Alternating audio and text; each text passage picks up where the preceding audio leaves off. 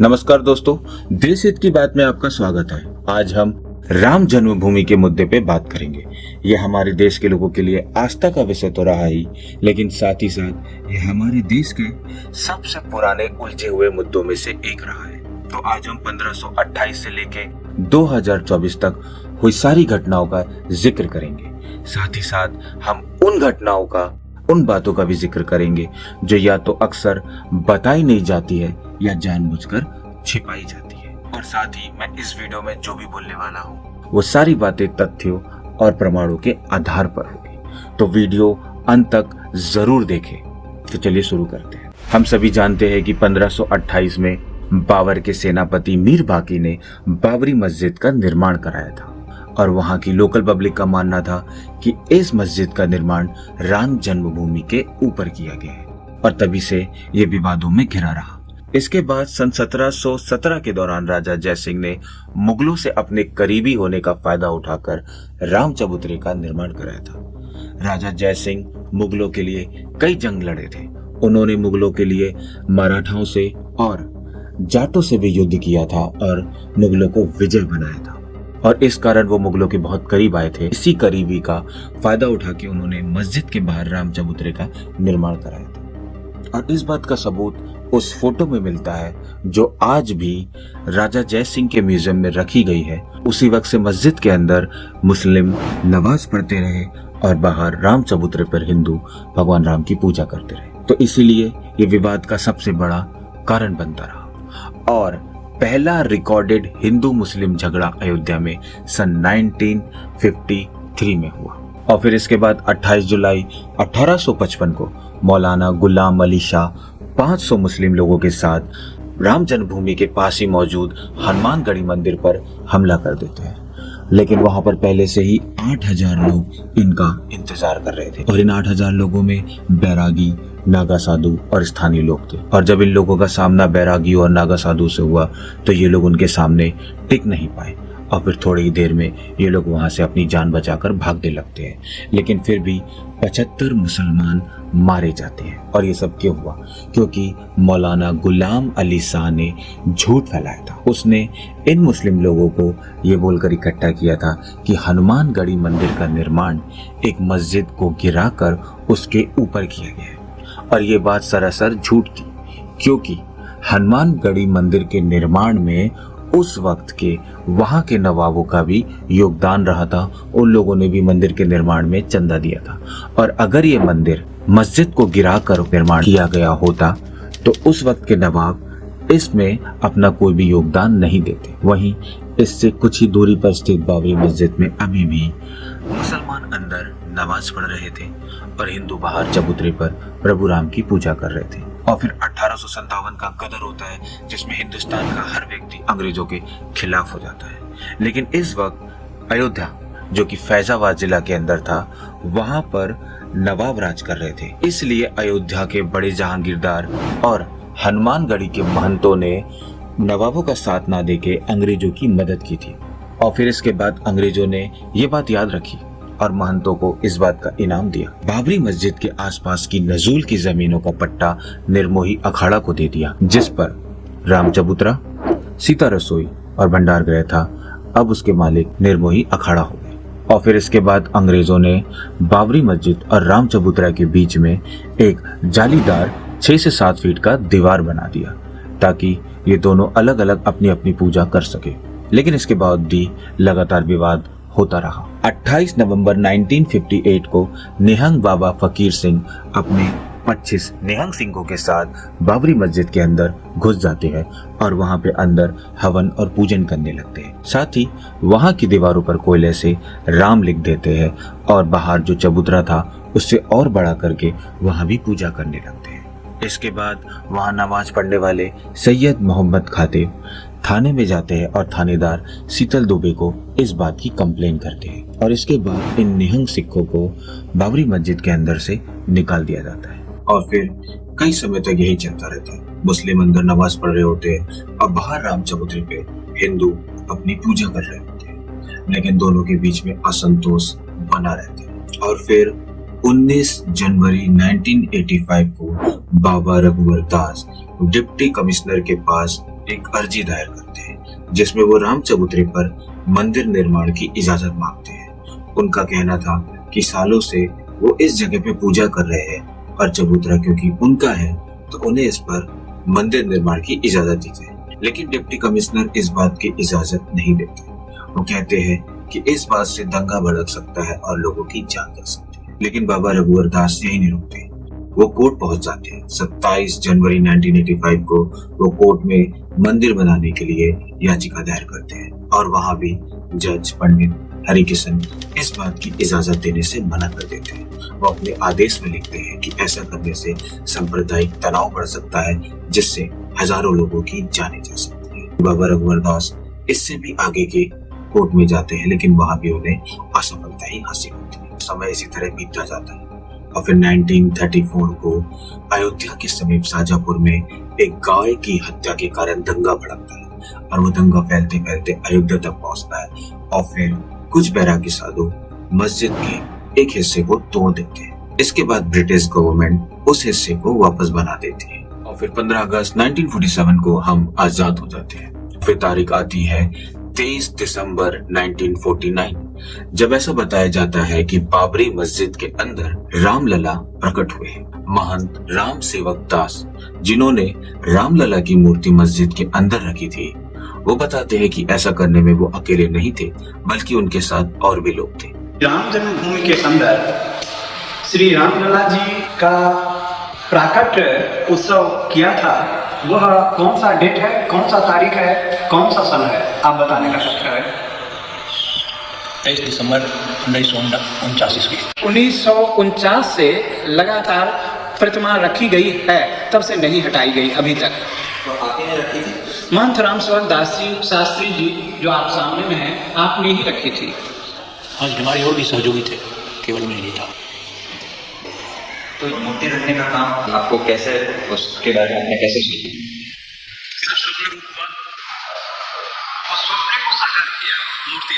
वहीं दूसरी तरफ ये बात आग की तरह फैलती है कि मस्जिद के अंदर रामलला स्वयं प्रकट हुए हैं और सुबह होते होते वहां भारी संख्या में हिंदू लोग इकट्ठे होने लगते हैं रामलला के दर्शन के लिए और फिर वहां पे भजन कीर्तन चालू हो जाता है और इसी दौरान मुस्लिम पक्ष भी वहां पहुंचता है और एक बार फिर दंगे जैसे माहौल निर्मित हो जाते हैं और इस बात की जानकारी केंद्र सरकार को दी जाती है। केंद्र सरकार मतलब पंडित जवाहरलाल नेहरू जी को। यहाँ हमारा देश नया नया आजाद हुआ था और इसी दौरान बहुत सारे हिंदू मुस्लिम के झगड़े हुए थे जिसमें लाखों लोग मारे गए थे और पंडित जी ऐसा नहीं चाहते थे कि फिर से एक बार दंगा हो और लाखों लोग मारे जाए। पंडित जी नहीं चाहते थे कि देश में कोई भी ऐसी घटना हो जिससे हिंदू मुस्लिम आपस में फिर से लड़े। पंडित नेहरू जी और सरदार वल्लभ भाई पटेल, यूपी के सीएम गोविंद बल्लभ पंत और वहां के गृह मंत्री लाल बहादुर शास्त्री को बोलते हैं कि वहां पर स्थिति को सामान्य किया जाए और यथास्थिति बना दी जाए। इसके बाद प्रदेश सरकार यानी गोविंद बल्लभ पंत वहां के डीएम के नायर को आदेश देते हैं कि मूर्ति को मस्जिद से बाहर निकाला जाए, लेकिन के नायर ऐसा करने से साफ मना कर देते हैं। के नायर सरकार को बोलते हैं कि ऐसा करना संभव नहीं है क्योंकि अगर ऐसा किया गया तो दंगा भड़क जाएगा, क्योंकि हिंदू लोग दूर दूर गांव से वहां लगातार आ रहे हैं दर्शन के लिए और वहां पे भजन कीर्तन कर रहे हैं। अगर मूर्ति को बाहर निकालने की कोशिश भी की गई तो लोगों की भावनाएं भड़क जाएगी और दंगा भड़केगा और फिर लाखों लोग मारे जाएंगे। इसके बाद केंद्र सरकार और प्रदेश सरकार इस पर लगातार नजर बनाए रखती है और 4 दिन बाद एक बार फिर नेहरू जी यथास्थिति बनाने के लिए आदेश देते हैं और जब प्रदेश की सरकार गौरव वल्लभ पंत के नायर से ऐसा करने को बोलते हैं तो वो साफ मना कर देते हैं। वो कहते हैं कि ये करना संभव ही नहीं है क्योंकि ऐसा करने से हिंदुओं की भावनाएं भड़क जाएगी और दंगा हो जाएगा। के नायर अपना इस्तीफा पंडित नेहरू जी को भेजते हैं और साथ ही साथ एक सुझाव भेजते हैं। पंडित नेहरू जी उनका इस्तीफा तो मंजूर नहीं करते लेकिन उनका सुझाव मान लेते हैं। के नायर ये सुझाव देते हैं कि मस्जिद के बाहर एक जालीनुमा गेट लगा दिया जाए ताकि जो भी दूर दूर से हिंदू आ रहे हैं वो गेट के बाहर से ही रामलला के दर्शन कर पाएंगे, जिससे वो मस्जिद को कोई भी नुकसान नहीं पहुंचाएंगे। और साथ ही साथ इस मुद्दा को कोर्ट में भेज दिया जाए ताकि कोर्ट में इसका सही तरीके से फैसला हो जाए। पंडित जी वैसा ही करते हैं और अब मामला लीगल हो जाता है और कोर्ट में पहुंचता है। और फिर कोर्ट के द्वारा एक पुजारी नियुक्त होता है जो रामलला की पूजा अर्चना करेगा। और अब ये सारा मैटर लीगल हो चुका था, कोर्ट में पहुंच चुका था, इसलिए अब लगातार कई कोर्ट केसेस दायर होते हैं। और फिर 1950 में अलग अलग सिविल केसेस फाइल होते हैं, जिसमें पहला महंत रामचंद्र दास के द्वारा होता है और साथ ही गोपाल सिंह के द्वारा भी किया जाता है, जिसमें वो कोर्ट से इस बात की परमिशन मांगते हैं कि उन्हें वहां प्रभु राम की पूजा अर्चना करने दी जाए। इसके बाद 1959 में निर्मोही अखाड़ा भी एक केस फाइल करता है कि वो सारी जमीन उसकी है, इसलिए उसका पूरा मालिकाना हक निर्मोही अखाड़ा को दे दिया जाए। और फिर 1961 में यूपी सुन्नी वक्फ बोर्ड भी केस फाइल करता है कि वो जमीन उसकी है, इसलिए मालिकाना हक उसे दिया जाए। अब ये मामला कोर्ट में पहुंच चुका था, इसलिए ऐसे कई सिविल केसेस और दायर होते हैं। लेकिन विवादित ढांचा के अंदर रामलला की मूर्ति वही रखी रही और कोर्ट द्वारा नियुक्त पुजारी उनकी पूजा अर्चना भी करते रहे। राम जन्मभूमि से रिलेटेड कई सारे सिविल केसेस कोर्ट में दर्ज हो जाते हैं और कोर्ट में केसेस चलते रहते हैं और समय बीतता जाता है और ऐसे ही बहुत बड़ा समय निकल जाता है। इसके बाद वो समय आता है जब इंदिरा गांधी जी देश में आपातकाल लगाती है और फिर आपातकाल हटाने के बाद जो लोकसभा चुनाव होता है उसमें इंदिरा गांधी जी चुनाव हार जाती है, कांग्रेस सत्ता से बाहर हो जाती है। और इसके 2 साल बाद ही जब फिर से लोकसभा चुनाव होता है तो कांग्रेस फिर से कमबैक करती है और इंदिरा गांधी जी पहले से ज्यादा ताकतवर तरीके से चुनाव जीतकर वापस आ जाती है। और जनता दल जो विपक्ष की पार्टी थी उसके कई सारे टुकड़े हो जाते हैं और उसमें से ही निकलकर अटल बिहारी वाजपेयी, एल.के. आडवाणी अपने पुराने जनसंघ के साथियों के साथ मिलकर भारतीय जनता पार्टी का निर्माण करते हैं। यहाँ ये साफ हो चुका था कि विपक्षी दल कांग्रेस को किसी भी तरीके से नहीं हरा पाएंगे, इसलिए भारतीय जनता पार्टी एक अलग मुद्दा चुनती है, वो है हिंदुत्व का मुद्दा। और फिर जब 1984 के लोकसभा चुनाव होने वाले होते हैं उससे पहले दिल्ली में वीएचपी विश्व हिंदू परिषद धर्म संसद का आयोजन करती है और इस धर्म संसद में एल.के. आडवाणी और मुरली मनोहर जैसे नेता भी सम्मिलित होते हैं। इस धर्म संसद में यह निर्णय लिया जाता है कि राम रथ यात्रा निकाली जाएगी जो कि सीतामढ़ी से अयोध्या जाएगी और साथ ही साथ हिंदुस्तान के हर गांव से राम नाम लिखा हुआ ईंट एकत्रित कर अयोध्या लाया जाएगा, जिससे लोगों की भावनाएं अयोध्या के प्रति जागृत हो। लेकिन इससे कुछ ही समय के बाद आदरणीय इंदिरा जी शहीद हो जाती है। पाकिस्तान के साथ मिलकर जो लोग भारत के टुकड़े करना चाहते थे, अलग खालिस्तान बनाना चाहते थे, इंदिरा गांधी जी ने उनको खत्म कर दिया था और भारत को एक रखने के लिए, भारत को अखंड रखने की कीमत इंदिरा गांधी जी को खुद की शहादत के साथ चुकानी पड़ी। इंदिरा गांधी की मौत के बाद पूरा देश शोक में डूब गया था और फिर जब लोकसभा चुनाव हुए तो कांग्रेस और ताकतवर तरीके से जीत के आती है। इस बार कांग्रेस को 516 सीटों में से 404 सीट मिलती है, यानी 2/3 से ज्यादा बहुमत से कांग्रेस जीतकर सत्ता में आती है और भारतीय जनता पार्टी सिर्फ 2 सीटों पे सिमट जाती है। उनके सारे बड़े बड़े नेता चुनाव हार जाते हैं, जिसमें अटल बिहारी वाजपेयी जैसे नेता भी शामिल थे। अब एक बार फिर भारतीय जनता पार्टी और वीएचपी लोगों के बीच में फिर से राम मंदिर का मुद्दा लेके पहुंच जाती है और वो लोगों की भावनाओं को भड़काते हैं, जगह जगह पे अलग अलग टाइप के कार्यक्रम करते हैं, जुलूस निकालते हैं। ऐसे वीडियो दिखाए जाते हैं जिसमें ये बताया जाता है कि 23 दिसंबर 1949 को प्रभु राम का जन्मभूमि के अंदर यानी मस्जिद के अंदर अवतार हुआ और प्रभु राम अभी भी ताले के अंदर बंद है, यानी जेल के अंदर बंद है।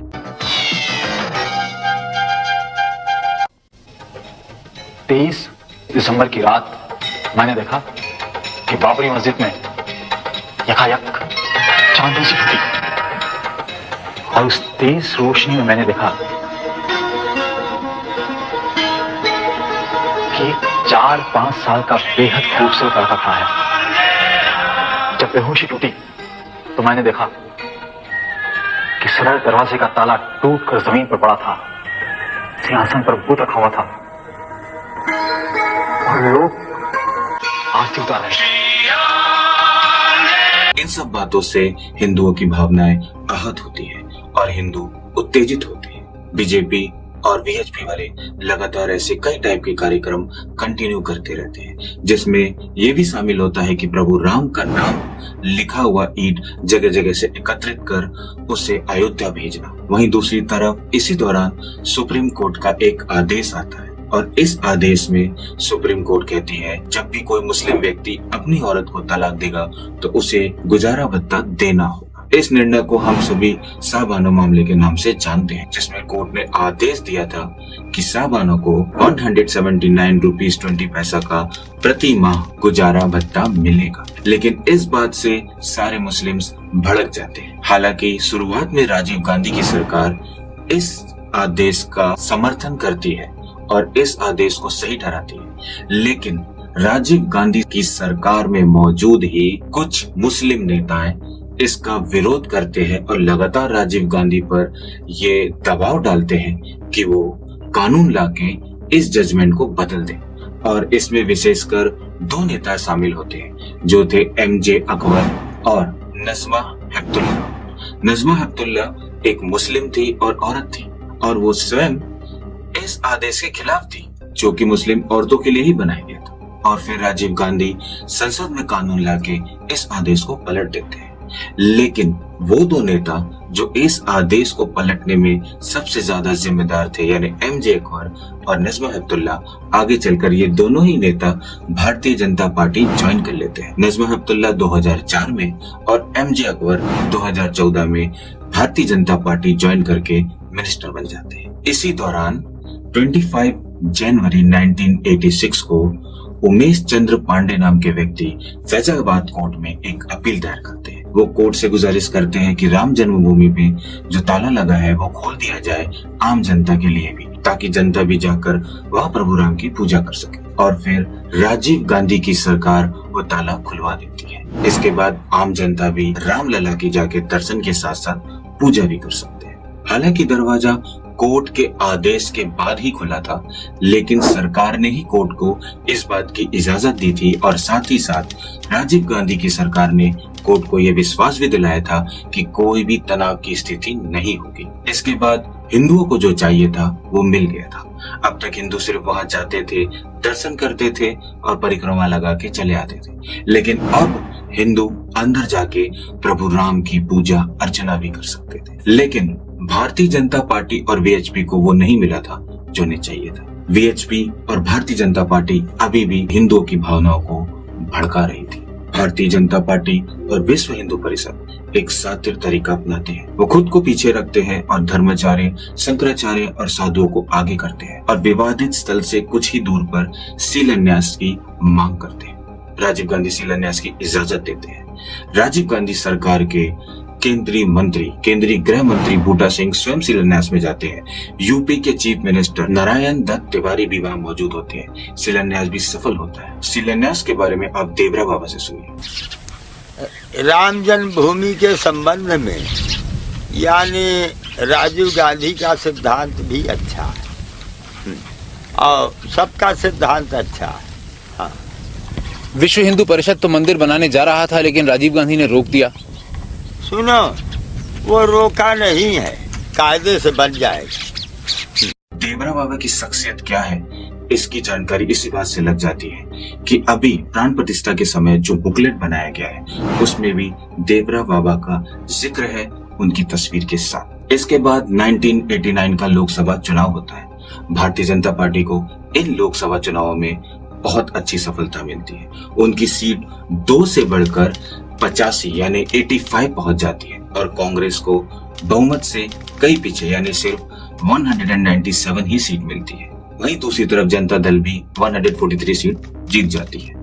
और अब जनता दल के विश्वनाथ प्रताप सिंह देश के अगले प्रधानमंत्री बनते हैं और इनको प्रधानमंत्री बनने के लिए सपोर्ट मिलता है भारतीय जनता पार्टी और लेफ्ट और राइट साथ मिलकर सरकार बनाते हैं। विश्वनाथ प्रताप सिंह प्रधानमंत्री बनने के बाद मंडल कमीशन लागू करने की बातें करने लगते हैं, जिसमें पिछड़ा वर्ग के लोगों को 27% आरक्षण दिया जाएगा और इस बात से भारतीय जनता पार्टी घबरा जाती है। वो भारतीय जनता पार्टी जो 2 से 85 तक पहुंची थी, उन्हें ऐसा लगता है कि अगर ये सफल हो गया तो वो वापस 2 सीटों पे आ जाएंगे और हिंदुस्तान में 2 पार्टी बचेगी, कांग्रेस और जनता दल। और इसीलिए भारतीय जनता पार्टी मंडल का जवाब कमंडल से देने का निर्णय लेती है। जिस दिन मंडल कमीशन का प्रस्ताव जारी किया जाता है, उसके 48 घंटों के अंदर ही एल.के. आडवाणी रथ यात्रा करने का निर्णय लेते हैं। और ये बात जनता दल के नेता जॉर्ज फर्नांडिस जी ने कही थी। 27% रोजगार सामाजिक और शैक्षणिक मामलों में पिछड़े लोगों के लिए आरक्षित रखा जाए, ये मंडल कमीशन की सिफारिश, और इस सिफारिश को लागू करने का ऐलान 7 अगस्त को संसद में हम लोगों ने किया।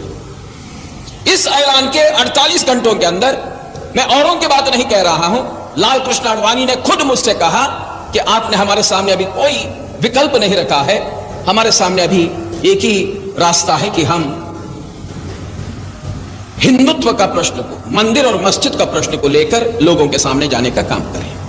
अगर मंडल आयोग की सिफारिशें लागू नहीं होती तो फिर राम भक्ति आपको देखने के लिए नहीं मिलती, जिस मात्रा में आज देखने के लिए मिल रही है और जिस ढंग से वो देखने के लिए मिल रही है। और जॉर्ज फर्नांडिस जी कौन थे?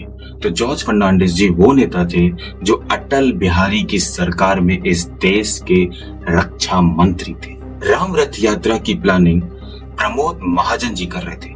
प्रमोद महाजन जी का ये प्लानिंग था कि भारतीय जनता पार्टी के 4 बड़े नेता भारत के 4 अलग अलग कोने से रथ लेके निकलेंगे और अयोध्या पहुंचेंगे। लेकिन आडवाणी को छोड़ के बाकी 3 नेताओं ने अलग अलग कारण बता के अपना नाम इससे पीछे कर लिया था। यहाँ तक कि अटल बिहारी वाजपेयी ने कहा था कि मैं इस तरीके की नौटंकी में विश्वास नहीं रखता। फाइनली सिर्फ एल.के. आडवाणी बचते हैं जो रथ यात्रा निकालते हैं। 25 सितंबर 1990 एल.के. आडवाणी जी एक एसी टोयोटा कार में, जो कि रथ के जैसे सजी हुई थी, उसमें अपनी रथ यात्रा को प्रारंभ करते हैं, जो कि सोमनाथ से निकलती है अयोध्या के लिए। ये एसी टोयोटा कार जहां जहां से गुजरती है वहां वहां भड़काऊ भाषण होता है, जिस कारण दंगे होते हैं और इन दंगों में कई हिंदू और मुस्लिम मारे जाते हैं। एल.के. आडवाणी जी अपने भाषणों में कहते हैं कि राम मंदिर का अदालत से कोई लेना देना नहीं है और मंदिर का निर्माण तो संसद में कानून लाकर ही होगा, अदालत से नहीं। सुनिए। लोग कहते हैं कि आप अदालत का फैसला क्यों नहीं मानते? अदालत क्या इस बात का फैसला करेगी कि यहाँ पर राम का जन्म हुआ था कि नहीं हुआ था? साथ ही इस दौरान दिए गए भाषणों में लगातार ये बोला जाता है कि जिस ढांचे के अंदर प्रभु राम की मूर्ति है उसे गिराया जाएगा। जिसके अंदर 40 सालों से ज्यादा समय से रामलला की मूर्ति विराजमान है। मूर्ति की लगातार पूजा हो रही है और 1986 के बाद से जहां हिंदू अंदर जाके स्वयं भी पूजा कर रहे हैं, अर्चना कर रहे हैं, वो जगह इनके लिए मंदिर नहीं था। सुनिए राम जन्मभूमि के कोर्ट द्वारा नियुक्त पुजारी लालदास जी क्या बोल रहे हैं। क्योंकि भगवान जहाँ विराजमान हमारे होते हैं हम उसको मंदिर ही मानते हैं। हमारे यहाँ हिंदू परंपरा ही है, चाहे वो किसी भी मकान में रख दिए जाएं तभी हम उसको मंदिर ही कहते हैं, क्योंकि भगवान जहाँ विराजमान है वो मंदिर ही होता है। फिर अलग से मंदिर बनाने का कोई औचित्य नहीं। अगर अलग से भी बनाया जाता तो उस इमारत में जिसमें भगवान विराजमान हैं हम उसको तोड़ना भी नहीं चाहते हैं। आडवाणी जी की एसी टोयोटा कार वाली रथ यात्रा जहां जहां से आगे बढ़ती जाती है वहां वहां भड़काऊ भाषणें होते हैं, दंगे होते हैं और हिंदू मुसलमान यानी इंसानों की लाशें गिरती है। और ये सब प्रभु राम के नाम पे हो रहा था, आस्था के नाम पे हो रहा था। और राम जन्मभूमि के पुजारी लालदास जी कहते हैं कि राम से तो इनका कुछ लेना ही नहीं। मैं राम जन्मभूमि मंदिर का पुजारी हूँ। मैं बिल्कुल सत्य कह रहा हूँ आपसे कि आज तक विश्व हिंदू परिषद के लोगों ने वहाँ पर एक माला भी नहीं चढ़ाया, भगवान की पूजा अर्चना तक उन लोगों ने नहीं करवाया वहाँ पर। और कब बल्कि उन्होंने व्यवधान डाला। हमने हाई कोर्ट में रिट दायर किया और रिट दायर करके तब वहाँ की भोग व्यवस्था चालू करवाया। लालदास जी इससे भी आगे बढ़कर चंदा चोरी या चंदा बटोरी की भी बातें करते हैं। वो बताते हैं कि प्रभु राम के नाम पे विश्व हिंदू परिषद के लोगों ने, भारतीय जनता पार्टी के लोगों ने कई हजार करोड़ों की चंदा चोरी की है। साधु जिनको पैसा चाहिए पैसे पर खरीदे गए, रामशिलाएं घुमाई गई उसके उन रामशिलाओं को उन लोगों ने अपना कमरा, अपना मकान बनाना शुरू किया और काफ़ी जनभावनाओं को उन्होंने दोहन करके और बड़ी बड़ी बिल्डिंगें तैयार कर ली। करोड़ों अरबों रुपए इन लोगों ने इकट्ठा किया, विभिन्न बैंकों में इन्होंने डाला और लाखों रुपया उन्होंने व्यक्तिगत अपने खाते में इन लोगों ने डाला। तो लोगों की हत्याएं हो जाएं, लोग नष्ट हो जाएं, इससे इनको कोई मतलब नहीं। इनको मतलब पैसा मिले, कुर्सी मिले। और इस बात का एक और प्रमाण आईटी ऑफिसर यानी उस वक्त के एक इनकम टैक्स ऑफिसर देते हैं। इनकम टैक्स ऑफिसर ने जब विश्व हिंदू परिषद से उन खर्चों की रसीदें मांगी तो भारतीय जनता पार्टी ने सरकार यानी केंद्र सरकार पे दबाव डाल के, क्योंकि उस वक्त केंद्र सरकार उन्हीं की मदद से चल रही थी, उन पर दबाव डालकर इस इनकम टैक्स ऑफिसर का ट्रांसफर करवा दिया। विश्व हिंदू परिषद ने जब देखा कि ये बिल्कुल इंक्वायरी इन लोगों की कन्विक्शन के अंदर निकल सकती है, क्योंकि उनके पास ना तो किसी तरह का हिसाब था, तो उन्होंने सरकार के ऊपर ये निश्चित तौर पे दबाव डाला मार्च 8 को कि इसको या तो किया जाए, नहीं तो हम सरकार से अपना समर्थन वापस ले लेंगे। प्रभुराम के नाम पर, प्रभुराम की आस्था के नाम पे लगातार हजारों करोड़ों की चंदा वसूली हो रही थी, लगातार कई दंगे हो रहे थे, लेकिन जनता इतनी मासूम थी कि वो कुछ नहीं समझ पा रही थी। देश की जनता का ये हाल था कि उन्हें लग रहा था कि सोमनाथ से एक ट्रक पर एलके आडवाणी मंदिर लेके चल रहे हैं, जो वो अयोध्या लेके जा रहे हैं। आ रहा ना उधर से राम जन्मभूमि को आरती दिखाना, अच्छा, सेवा करना, मंदिर आएगा उधर से, पूरा मंदिर? हाँ हाँ, ट्रक से उधर से ट्रक में मंदिर आ रहा है? आएगा आएगा, जो लिखा हुआ है। आडवाणी जी की टोयोटा कार वाली रथ यात्रा आगे बढ़ते जा रही थी, लाशें गिरते जा रही थी। 23 अक्टूबर 1990 के दिन लालू प्रसाद यादव जी एलके आडवाणी की ये रथ यात्रा को रोक देते हैं और आडवाणी जी को गिरफ्तार करते हैं और ये बोलते हैं, इस हित में अगर इंसान ही नहीं रहेगा, इंसान नहीं रहेगा तो मंदिर में घंटी कौन बजाएगा या कौन बजाएगा? जब इंसानियत पर खतरा हो, इंसान नहीं रहेगा तो मस्जिद में इबादत कौन देने जाएगा? 24 घंटा मैं निगाह रखा हूँ। हमने अपने शासन के तरफ से पूरा उनकी सुरक्षा का भी व्यवस्था किया, लेकिन दूसरे तरफ हमारे सामने सवाल है, अगर एक नेता और एक प्रधानमंत्री का जितना जान का कीमत है उतना आम इंसान का जान का भी कीमत है। हम अपने राज्य में, हमारे देश की मासूम जनता लालू प्रसाद यादव जी की ये बात भी नहीं समझ पाई, क्योंकि आडवाणी जी की रथ यात्रा रोक दी गई थी। इसलिए भारतीय जनता पार्टी वीपी सिंह की सरकार से अपना समर्थन वापस खींच लेती है और वीपी सिंह की सरकार गिर जाती है। ये वही दौर था जब कश्मीर में कश्मीरी पंडितों पर आतंकवादी अत्याचार कर रहे थे, लगातार उन पे हमला हो रहा था, उन्हें कश्मीर छोड़कर वहां से जाने के लिए विवश किया जा रहा था। और इस दौरान भारतीय जनता पार्टी की सरकार केंद्र में थी, या भारतीय जनता पार्टी की मदद से बनी हुई सरकार केंद्र में थी, लेकिन उन्होंने कश्मीरी पंडितों की कोई मदद नहीं की, कोई सहायता नहीं की, यहाँ तक कि माहौल ठीक करने की भी कोशिश नहीं की, बल्कि हिंदुस्तान में लगातार ऐसे माहौल बनाए गए जिससे कई दंगे भड़क रहे थे। और जब कश्मीरी पंडितों को वहां से भगाया गया तब सत्ता से समर्थन वापस नहीं लिया गया, लेकिन जैसे ही एलके आडवाणी जी की रथ यात्रा रोकी गई, समर्थन वापस लिया गया, सरकार गिरा दी गई। और फिर 30 अक्टूबर का वो समय आता है जब 40,000 लोग अयोध्या पहुंच जाते हैं। बेसिकली ये 30 अक्टूबर से 2 नवंबर के बीच का समय है, जब 40,000 के लगभग लोग अयोध्या पहुंच जाते हैं।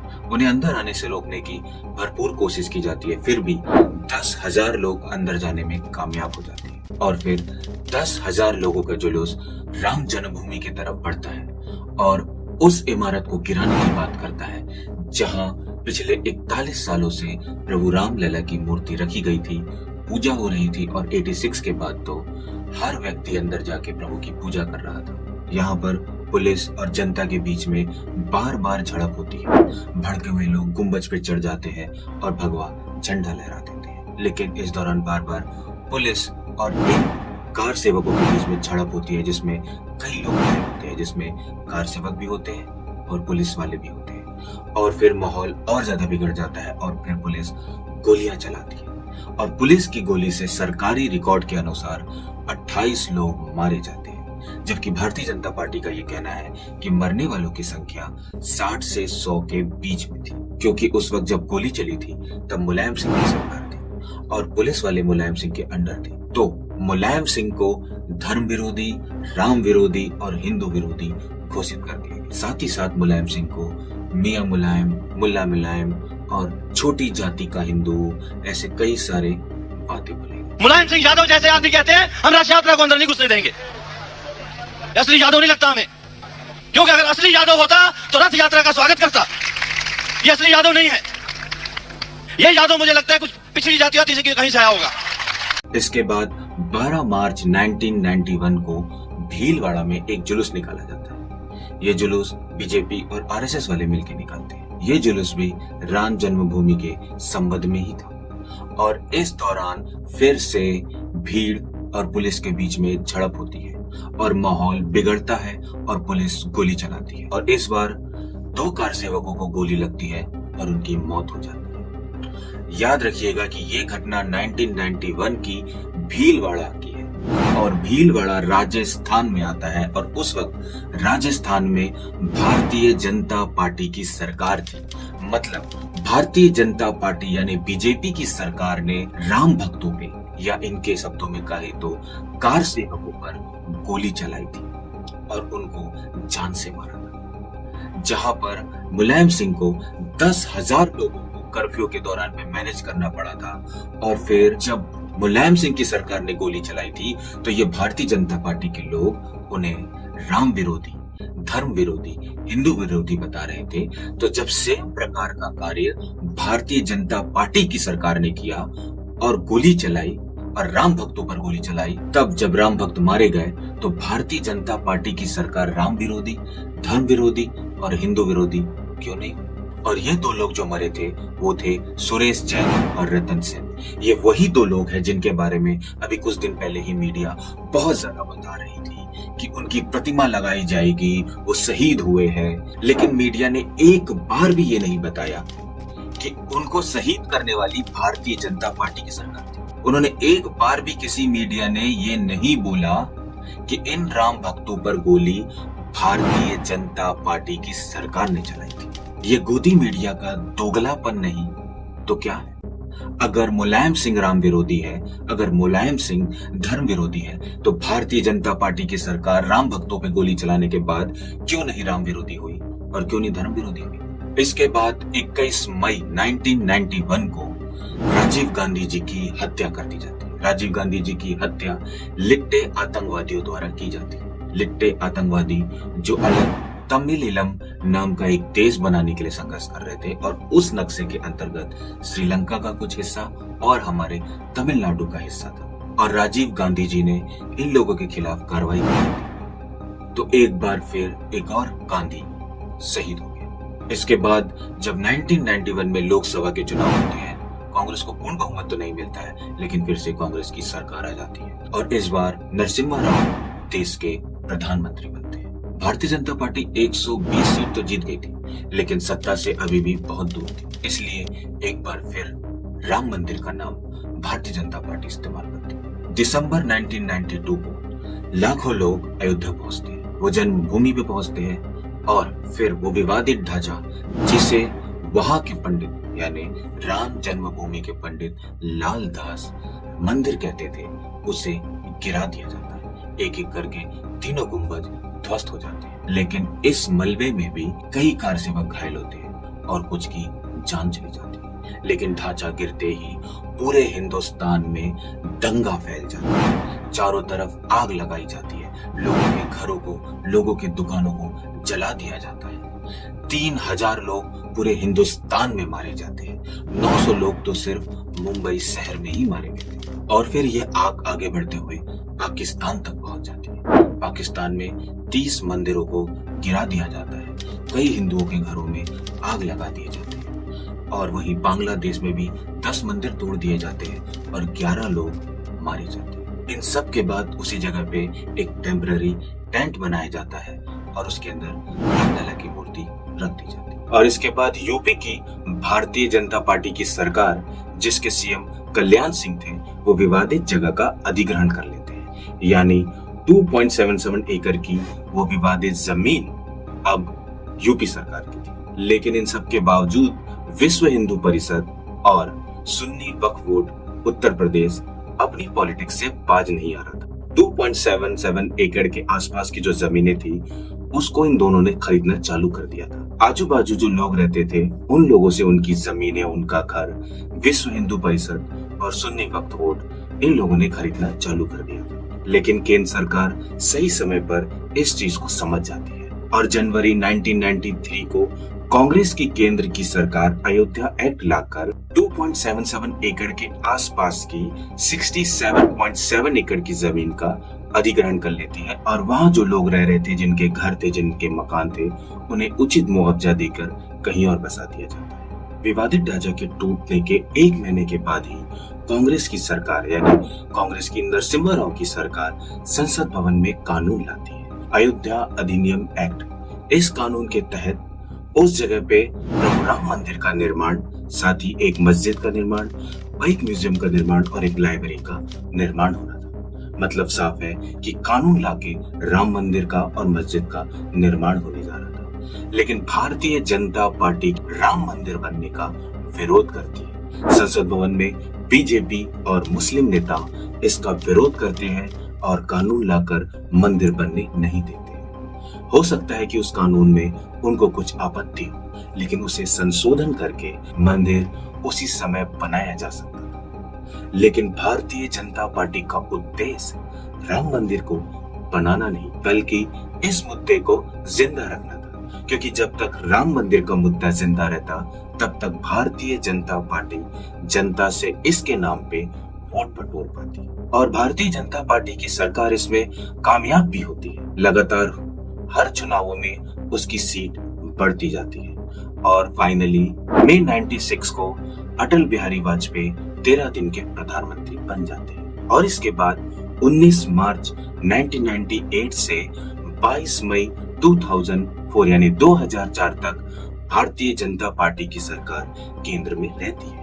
भारतीय जनता पार्टी की सरकार केंद्र में तो आ गई थी, लेकिन राम मंदिर निर्माण के लिए इस समय में उसने कोई भी कानून नहीं लाया, बल्कि जो भारतीय जनता पार्टी की सरकार विपक्ष में रहते हुए ये मांग कर रही थी कि हमें वोट दो, हम सत्ता में आएंगे और कानून लाके मंदिर बनाएंगे, अब वो ये कहने लगी कि मंदिर का निर्माण कोर्ट के आदेश से ही होगा।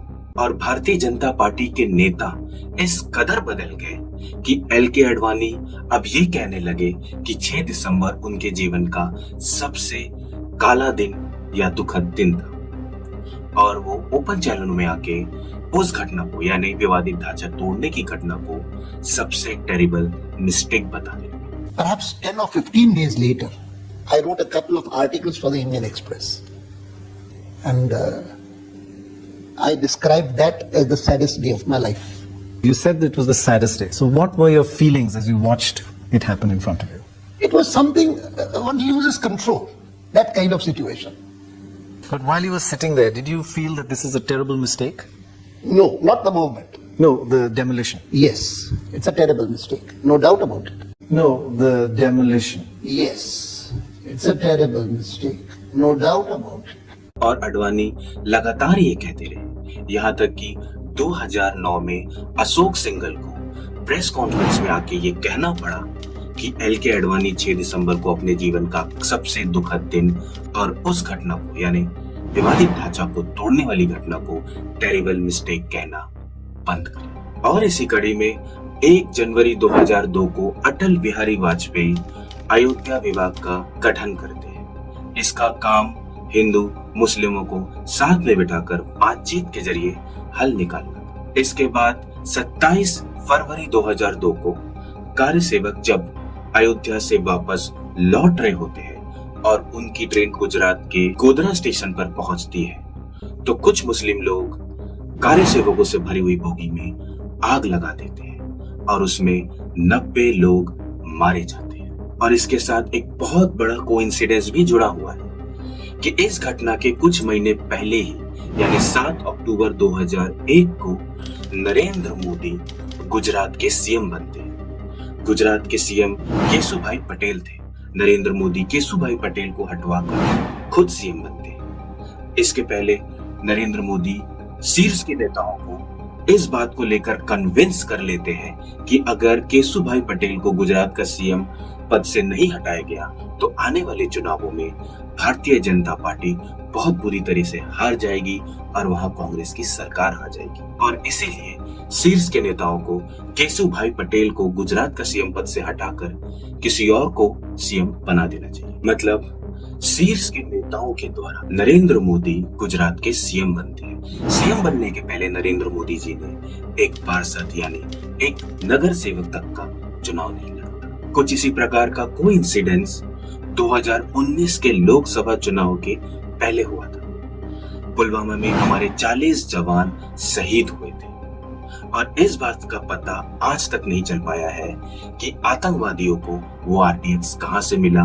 और वो उसे वहां तक पहुंचाने में सफल कैसे हुए, बीच में उन्हें क्यों नहीं रोका गया। और साथ ही जो सीआरपीएफ हमारे जवान मारे गए थे उन लोगों ने बार बार गृह मंत्रालय से अपील की थी कि उन्हें वहां से दूसरे जगह जाने के लिए हेलीकॉप्टर दिया जाए, बट उन्हें हेलीकॉप्टर नहीं दिया गया।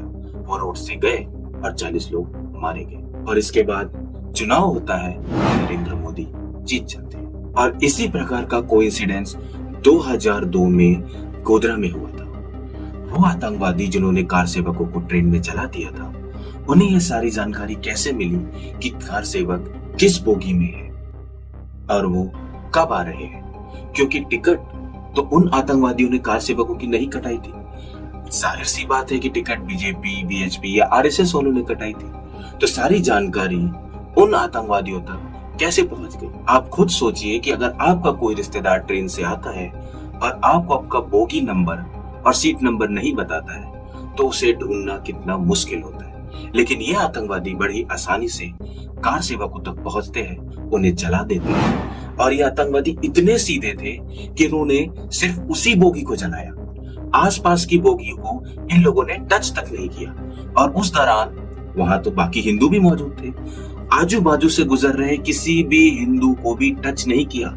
इतने सीधे थे आतंकवादी। और जब इन आतंकवादियों ने इस घटना को अंजाम दिया था तब हमारे देश में डबल इंजन की भारतीय जनता पार्टी की सरकार थी। केंद्र में अटल बिहारी वाजपेयी और प्रदेश में नरेंद्र मोदी थे। लेकिन इनकी किसी भी एजेंसी को इस घटना की कोई भी खुफिया जानकारी नहीं मिली, ना ही आईबी को, ना ही रॉ को, ना ही सीआईडी को, ना ही पुलिस को। किसी भी खुफिया एजेंसी को ऐसी कोई घटना होने वाली है ऐसी जानकारी नहीं मिलती। और इसके बाद भारतीय जनता पार्टी और वीएचपी के लोग लाशों को लेके गुजरात के हर शहर में घुमाते हैं। उसके बाद गुजरात में दंगा भड़कता है और ये दंगा पूरे गुजरात में फैलता है और इसमें 1200 लोग मारे जाते हैं, जिसमें हिंदू भी होते हैं और मुस्लिम भी होते हैं। और इन सब के बाद जब साल के आखिर में गुजरात के चुनाव होते हैं तो नरेंद्र मोदी जी चुनाव जीत जाते हैं। वो चुनाव जो नरेंद्र मोदी और बीजेपी के हिसाब से जीतना बहुत मुश्किल था, बड़े ही आसानी से जीत जाते हैं। इसी दौरान अप्रैल 2002 में इलाहाबाद हाई कोर्ट में 3 जजों की एक बेंच का गठन होता है जो कि इस विवादित स्थल पर मालिकाना हक का निर्णय लेगी। इलाहाबाद कोर्ट की ये बेंच एएसआई यानी आर्कियोलॉजी सर्वे ऑफ इंडिया को ये आदेश देती है कि उस जगह पर खुदाई करके इन्वेस्टिगेट करे और हमें रिपोर्ट दे। एएसआई की जो रिपोर्ट आती है उसमें ये बताया जाता है कि इस जगह के नीचे जो स्ट्रक्चर मिले हैं वो इस्लामिक नहीं है। साथ ही 12वीं शताब्दी के पहले यहाँ मंदिर होने के भी सबूत मिलते हैं।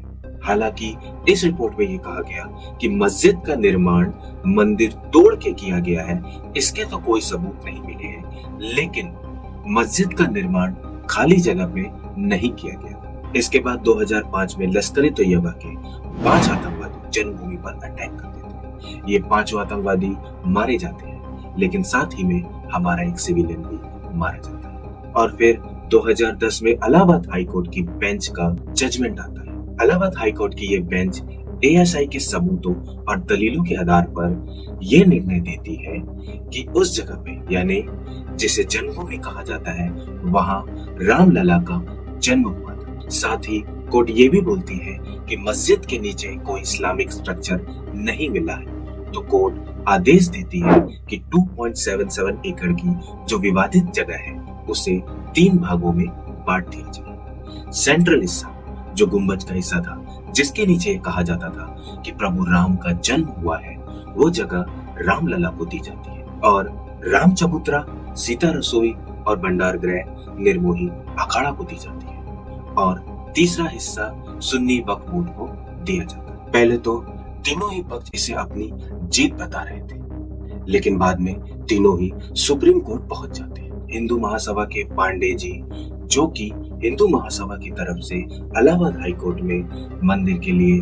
केस लड़ रहे थे, उन्होंने भारतीय जनता पार्टी पर एक बहुत बड़ा आरोप लगाते हुए ये कहा है कि भारतीय जनता पार्टी ने मंदिर का निर्माण होने से रोका था। पांडे जी बताते हैं कि हिंदू महासभा की तरफ से इलाहाबाद हाई कोर्ट में केस वो लड़ रहे थे और सुन्नी वक्फ बोर्ड की तरफ से हासिम अंसारी केस लड़ रहे थे। पांडे जी ने बताया कि हासिम अंसारी जजमेंट के बाद बोलते हैं कि अब इसके आगे वो केस लड़ना नहीं चाहते, क्योंकि अब उनके पास इतना पैसा भी नहीं है कि वो सुप्रीम कोर्ट में जाके केस लड़ सके। साथ ही वो ये भी बोलते हैं कि वो मस्जिद का निर्माण उस जगह से हटके कहीं दूर करना चाहते हैं, क्योंकि मंदिर और मस्जिद अगर साथ में रहे तो फिर झगड़े होंगे भविष्य में। पांडे जी भारतीय जनता पार्टी पे ये आरोप लगाते हुए बताते हैं कि हासिफ अंसारी जी को पैसे दिए गए कि वो सुप्रीम कोर्ट में जाए और राम मंदिर पर केस लड़े, ताकि ये केस चलता रहे और राम मंदिर बनने में देर हो। तो उनसे ये बात हुई कि मुकदमा तो यार अब जीत गए हो आप, एक टुकड़ा आपको मिल गया और वही मस्जिद और वही मंदिर तो ये भविष्य में भी विवाद का कारण बनेगा, इसका समाधान क्या है? तो अंसारी साहब ने बड़ी विनम्रता से कहा कि पांडे साहब, एक कोई भी 40 बाई 40, 40 बाई 50, 40 बाई 100 का जो आपको लगे, एक कहीं भी हमें जमीन अरेंज कर दीजिए और उस जमीन को हम सुन्नी सेंटर वक्फ बोर्ड की बता देंगे कि जो मुकदमे हमने जीते हैं उसके बाद में ये लिया और राम जी का भव्य मंदिर बने और न्यायालय में 1 हफ्ते बाद हम इस बात का एफिडेविट देने के लिए तैयार हैं। मैं खुशी खुशी वहाँ से उठा और 3 दिन बाद हमने ये देखा कि हासिम अंसारी साहब की एक पिटीशन सुप्रीम कोर्ट में दायर हुई। हासिम अंसारी साहब ने उस समय कहा था कि मेरे पास इतने पैसे नहीं हैं कि मैं दिल्ली जाकर मुकदमा लड़ूं, वकील की फीस दे पाऊं। लेकिन जब उन्होंने पिटीशन की तो मुझे आघात लगा और मैं उनके यहाँ गया। जाकर जब मैंने उनसे पूछा तो उन्होंने बड़े व्यंग्यात्मक तरीके से मुझसे कहा कि पांडे जी बड़े होशियार बनते हो, तुम होशियार और मैं बेवकूफ़, ऐसा सोचते हो क्या? मैंने कहा कैसी बात कर रहे हो, आपसे तो हमारी ये बात हुई थी। तो उन्होंने कहा कि रात के अंधेरे में पैसा भेजते हो कि किसी कंडीशन में आपको मुकदमा वापस नहीं करना है, सुप्रीम कोर्ट लड़ना है और दिन में आके समझौते की बात करते हैं। तो पर्दे के पीछे वो लोग थे इस मुकदमे को स्टैंड करने वाले, जिन्होंने आज अपने पोस्टरों पर राम जन्मभूमि का चुनाव की आचार संहिता का उल्लंघन करते हुए फोटो लगाया हुआ है कि राम जी का मंदिर बना है, भाजपा को फिर लाएंगे। और 9 मई 2011 को सुप्रीम कोर्ट इलाहाबाद के ऑर्डर पर स्टे लगा देती है। इसके बाद 2014 में लोकसभा के चुनाव होते हैं और भारतीय जनता पार्टी 282 यानी 282 सीट्स के साथ पूर्ण बहुमत की सरकार बनाती है और नरेंद्र मोदी जी हमारे देश के प्रधानमंत्री बनते हैं। क्योंकि इस बार भारतीय जनता पार्टी की सरकार पूर्ण बहुमत के साथ बनी है, इसलिए निर्मोही अखाड़ा, वीएचपी और इन जैसे सभी संगठनों को लगने लगता है कि अब भारतीय जनता पार्टी संसद में कानून लाएगी और राम मंदिर का निर्माण करेगी। लेकिन ऐसा कुछ भी नहीं होता, बल्कि कुछ समय के पश्चात ही ये लोग एक दूसरे के ऊपर चंदा चोरी के आरोप लगाने लगते हैं। कभी निर्मोही अखाड़ा विश्व हिंदू परिषद पर, तो कभी हिंदू महासभा, विश्व हिंदू परिषद और भारतीय जनता पार्टी पर 1991 में जो 1400 करोड़ रुपए इकट्ठे किए गए थे चंदा के द्वारा प्रभु राम के नाम पर, उसकी चोरी का, वो 1400 करोड़ खा जाने का आरोप लगाने लगती है। अपनी छाती में इनको बैठाकर पूरे भारत में रथ यात्रा निकाली और उस रथ यात्रा से इकट्ठा हुए 1400 करोड़ रुपए ये लोग डकार गए, जिसका आज हिसाब नहीं है। तो 1400 करोड़ रुपया ये खा गए। निर्मोही अखाड़े की तरफ से कहा गया कि वीएचपी ने राम मंदिर के नाम पर 1400 करोड़ रुपए खाए। इसके बाद हिंदू महासभा के देवेंद्र पांडे नरेंद्र मोदी पर आरोप लगाते हुए बताते हैं कि जब वो विश्व हिंदू परिषद के अध्यक्ष अशोक सिंघल से मिले तो अशोक सिंघल ने उन्हें ये बोला कि अब वो दिल्ली जाएंगे और कानून लाकर मंदिर बनाने के लिए नरेंद्र मोदी से भी लड़ेंगे। और फिर अशोक सिंघल दिल्ली जाते हैं और 17 नवंबर 2015 को अचानक अशोक सिंघल की मौत हो जाती है। एक स्वस्थ व्यक्ति अशोक सिंघल दिल्ली जाते हैं और उनकी मौत हो जाती है। अशोक सिंघल जी से हमारा बड़ा आत्मिक लगाव था। उन्होंने उसका जवाब दिया और मुझे फ़ोन किया कि पांडे साहब मैं अयोध्या जा रहा हूँ, आप आ जाओ, आपसे कुछ बात करना है। मैं जब अयोध्या गया तो एक गले में वो पीला टॉवल रखते थे, उन्होंने जो शिला रखी हुई थी उसकी धूल झाड़नी शुरू कर दी। हमने कहा कि ये क्या कर रहे हो? बोला पांडे जी मेरा अंतिम सपना है कि किसी तरीके से मेरे जिंदा रहते ही ये मंदिर का निर्माण हो जाए। हमारी उनकी काफ़ी गंभीर चर्चा हुई। उन्होंने कहा पांडे जी अभी नहीं तो कभी नहीं। तो हमने कहा क्या करोगे? आप लड़ तो सकते नहीं। बोले कि अब मोदी है और लड़ूंगा भी और विरोध भी करूंगा।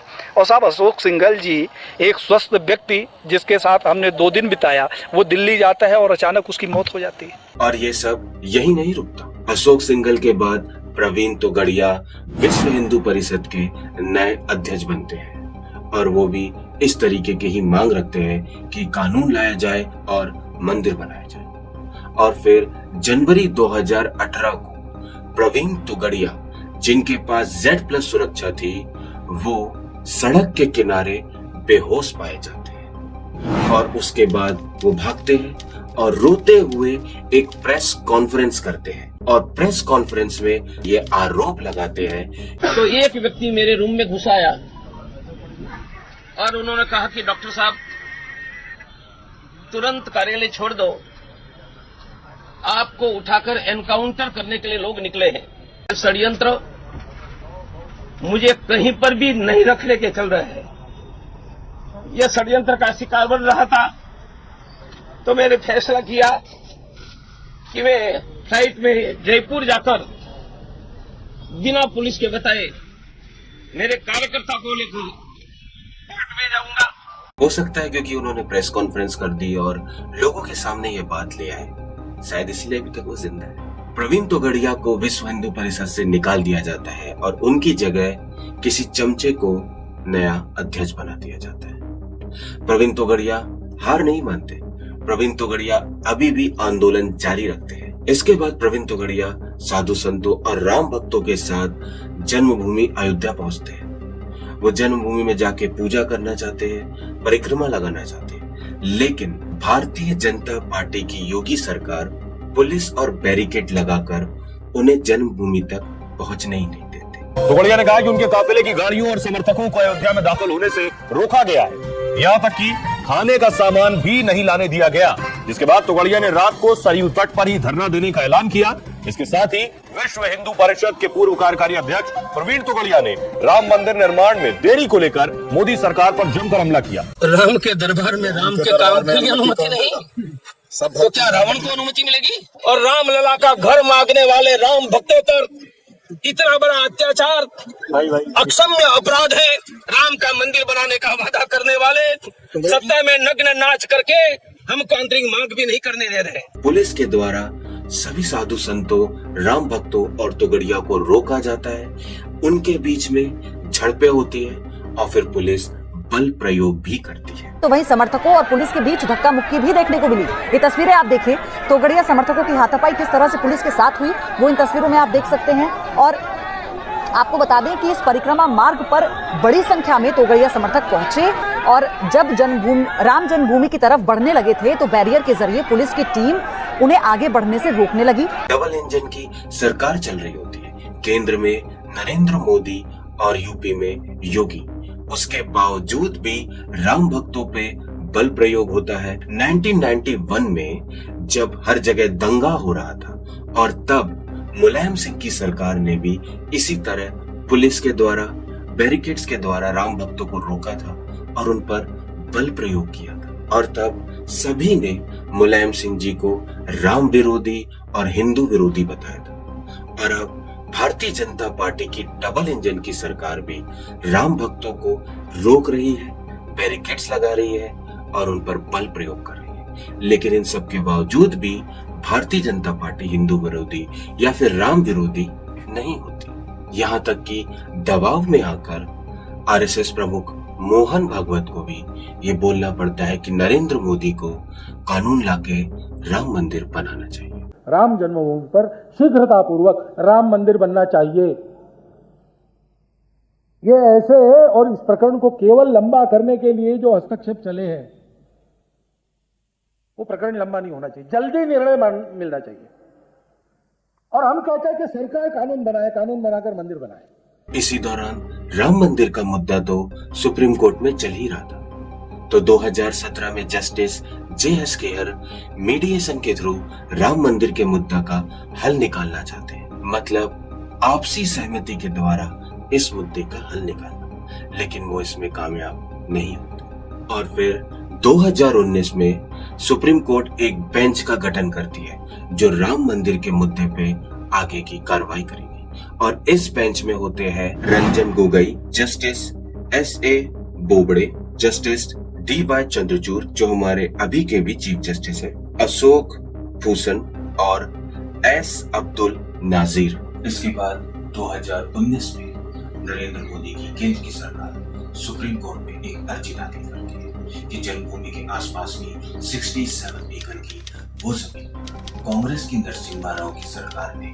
जिसका अधिग्रहण किया था वो उनके मालिकों को वापस दे दिया जाए। नरेंद्र मोदी की सरकार क्या चाहती है कि वहां पे मंदिर का निर्माण ना हो, या इसी तरह कोर्ट में मामला और लंबा चलता रहे। और ऐसे ही आरोप भारतीय जनता पार्टी के वरिष्ठ नेता और वकील सुब्रमण्यम स्वामी ने नरेंद्र मोदी जी पे लगाए कि नरेंद्र मोदी ने कोर्ट में याचिका दायर की ताकि कोर्ट का डिसीजन आने में लेट हुए और मंदिर का मुद्दा चलता रहे। क्या मोदी जी लेकर जाएंगे कि आज राम मंदिर उनके वजह से बना है? ये तो आपकी पत्रकारों की बीमारी है। कोई ये नहीं मानता है कि प्रधानमंत्री का कोई योगदान था।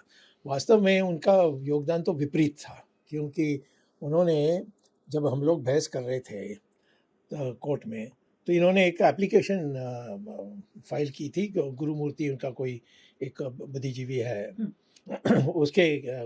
उसने ड्राफ्ट किया था अंग्रेजी में, और उसमें इतना ही लिखा था कि फिलहाल जो ज़मीन जो नरसिम्हा राव सरकार ने राष्ट्रीयकरण करके एक बहुत बड़ा इलाका बनाई मंदिर के लिए, उस सारे जो राष्ट्रीयकरण किए गए वो सब वापस कर देना चाहिए। इसके बाद 8 मार्च 2019 को ये बेंच एक कमेटी बनाती है, जिस कमेटी का काम एक बार फिर से मीडिएशन के थ्रू इस समस्या का हल निकालना होता है, मतलब आपसी बातचीत के द्वारा।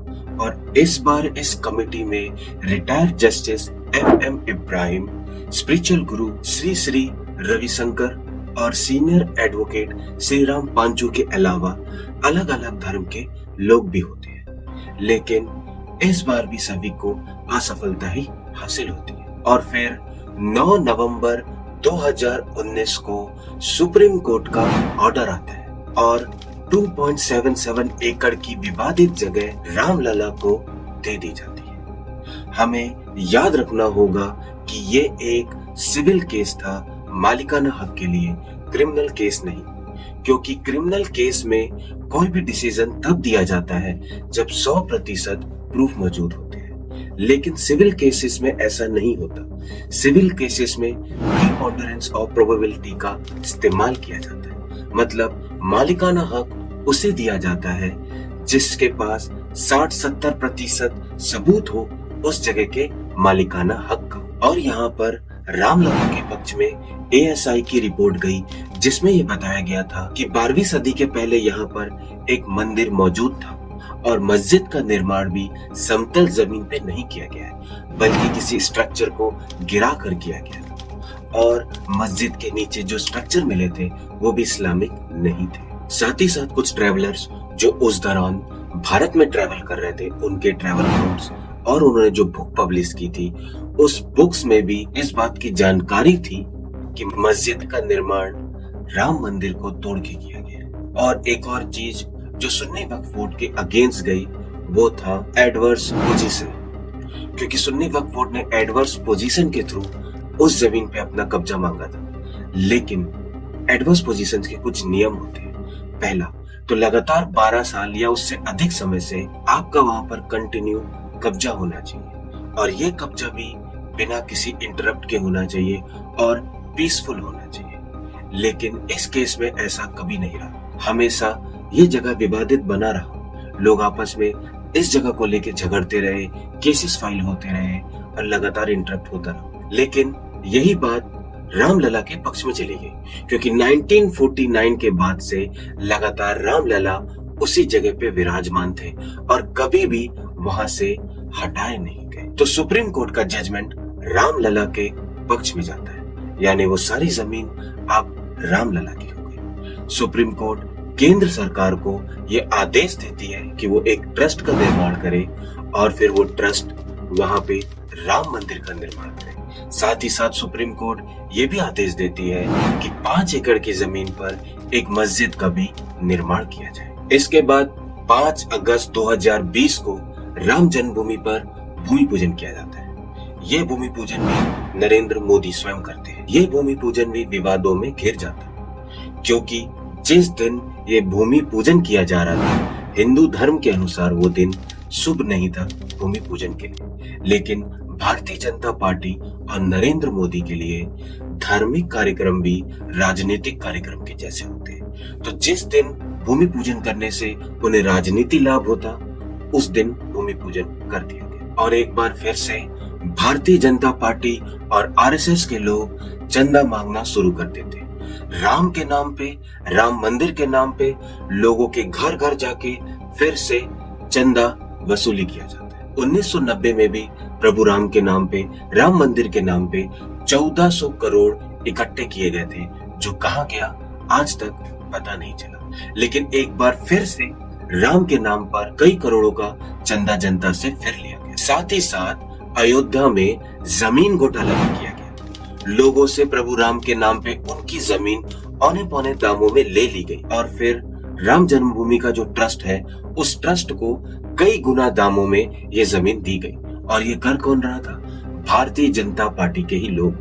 भारतीय जनता पार्टी के नेता और वहां के मेयर, यानी अयोध्या के मेयर पे भी इस घोटाले के आरोप लगे। आम जनता से जमीन अपने नाम पे कराई गई और फिर कई गुना दामों पे वो राम जन्मभूमि के ट्रस्ट को बेच दी गई। और इन सब घोटालों में चंपत राय का नाम भी आया।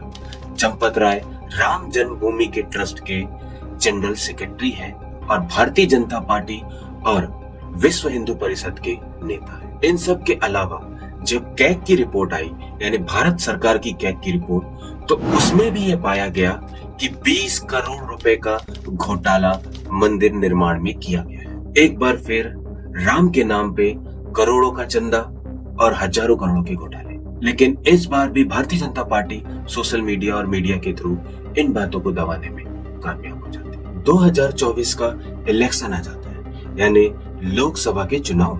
और लोकसभा चुनाव के पहले ही 22 जनवरी 2024 को नरेंद्र मोदी जी अधूरे बने मंदिर में रामलला का प्राण प्रतिष्ठा करते हैं, जो कि हिंदू धर्म और हिंदू शास्त्रों के अनुसार गलत था। चारों शंकराचार्य वहां पर नहीं जा रहे हैं।